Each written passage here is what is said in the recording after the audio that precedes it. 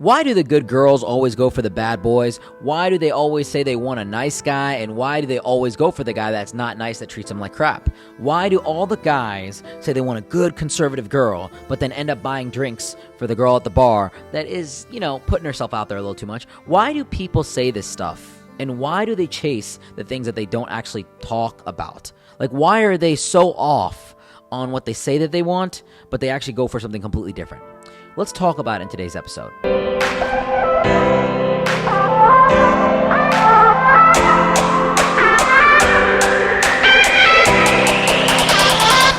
So I work with a lot of people in dating and relationships, and what you'll find out is people often talk about the things that they want and they desire, and they'll be like, where are all the good guys? Where are all the good girls? But they end up chasing toxicity and negativity over and over again. And I want to break down why this happens. First and foremost, what we must understand is that we are a hunter-gatherer species. We are prehistoric animals in medieval infrastructure and with futuristic technology. So it's really bound to fail. And people are attracted to those primitive biological traits that allow for survival.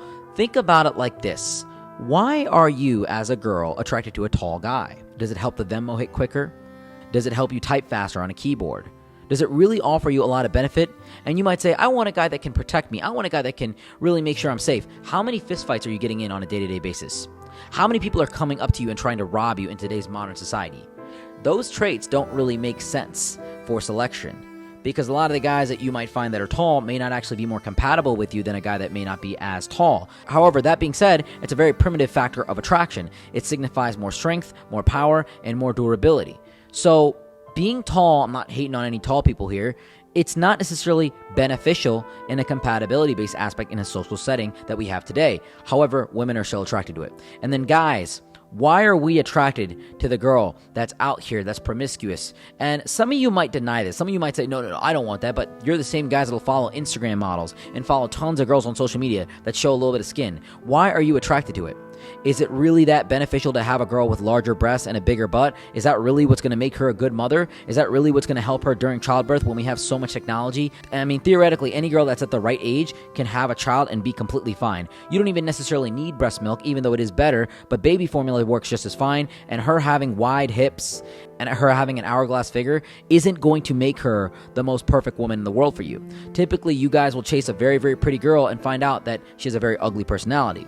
We are attracted sexually, biologically, to people that are primitively beneficial for us, because a tall, strong guy is there to protect us when an animal or when a hunt needs to be done. And the very voluptuous woman is there to help the baby survive more and help with childbirth, because having wider hips, having a bigger butt actually helps childbirth when you don't have a lot of medical doctors and all that kind of stuff. The natural births are much easier with those kind of body types, and having larger breasts means more nutrition for the child. But the reality is women with all sorts of sizes can really take care of a child and provide it nutrition, because we're eating a good diet nowadays, because we have the nutritional factors that are really found in society today. These are metrics of attraction and wealth and resources, but now everybody has their basic needs taken care of. So it's not necessarily necessary anymore, but we still choose for it.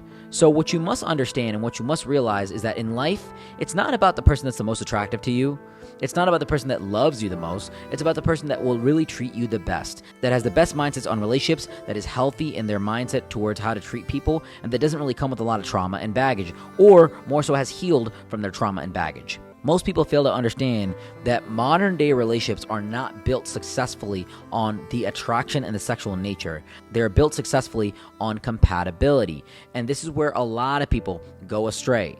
They constantly choose people that they think are good for them, the bad boy, the player, the archetype that shows selfishness and shows a more focused level of survival for just him, which is actually very primitively very attractive, because if someone was being attacked by a saber-toothed tiger, and this guy was watching it, he would be the one to be like, let's go, I'm out of here, I'm not sticking around. That's the guy that's going to survive, rather than the guy that's going to cry and be emotional and be scared. So those bad boy types, those guys that are willing to engage in more risky behavior, are actually the ones that are attractive in a primitive fashion. That girls like the guy that goes against the rules.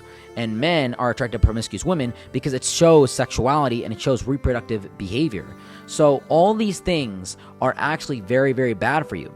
And there's a level of emotional maturity that we all have to get to in order to you pick the right partners in our life. When we go for these toxic relationships and these very primitive traits, we typically find relationships that are just completely useless, that are detrimental, that actually end up hurting us. So it's actually very normal and very healthy for us to kind of get burned and kind of get hurt in the early stages of dating, because it shows us what we need to stay away from. Now, if you're a smart person, you can really redefine your standards of dating, or if you just keep going after toxic relationship after toxic relationship, sometimes you just got to get hurt more. Sometimes you got to go through more pain, and I pray that you figure it out sooner than later, because the sooner you figure this stuff out, the more sexual agency you have in the dating marketplace, and the better able you are to navigate and find partners that make sense for you, because looks matter. Another thing I want to talk about is this.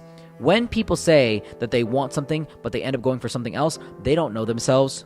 They don't have self-love. Sometimes they may be addicted to a certain type of archetype and a certain type of person, and they just can't let go of it because they feel like that's what success used to be. When I was younger, I used to think that success was dating the most attractive woman out there, having her by my side and parading her in front of everybody, saying that I am the best. But the reality is, it is not that.